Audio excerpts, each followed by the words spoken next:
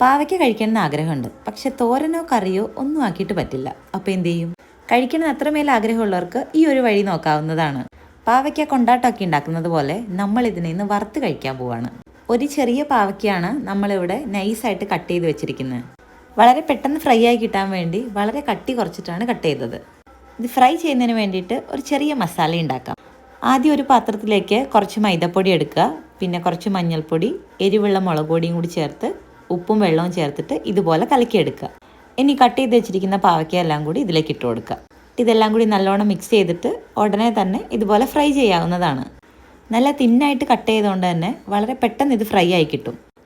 അതിനിടയിൽ ഇവിടെ നടക്കുന്ന വേറൊരു സംഭവം ഞാൻ കാണിച്ചു തരാം. എൻ്റെ വീഡിയോയിൽ സ്ഥിരം കഥാപാത്രമാകുന്ന ഒരു മരം ഉണ്ടായിരുന്നു. ആ മരത്തിനെ അവർ മുറിച്ച് കളയാൻ പോവാണ്. ഈ സൈഡിലേക്ക് നോക്കുമ്പോൾ ആകെയുള്ളൊരു പച്ചപ്പ് എന്ന് പറയാൻ ഈ മരമേ ഉണ്ടായിരുന്നുള്ളൂ. അങ്ങനെ അതിൻ്റെ കാര്യത്തിലും ഒരു തീരുമാനമായി. ഇത് നോക്കാൻ പോയി എൻ്റെ കൊണ്ടാട്ടത്തിൻ്റെ കാര്യത്തിലും ഒരു തീരുമാനമായി. ആദ്യം ഉണ്ടാക്കിയത് കുറച്ച് കരിഞ്ഞു പോയി. ഇത് ഞാനിതിൽ എടുത്തു പറയാൻ കാരണം, ഈ ഒരു ഭാഗത്ത് നിറയെ ബിൽഡിങ് മാത്രമാണ് കാണാനുള്ളത്. അതിൻ്റെ ഇടയിൽ ആകെയുള്ള പച്ചപ്പാണ് ആ മരം. അതും അവർ ഇന്നത്തോടെ തീർത്തു.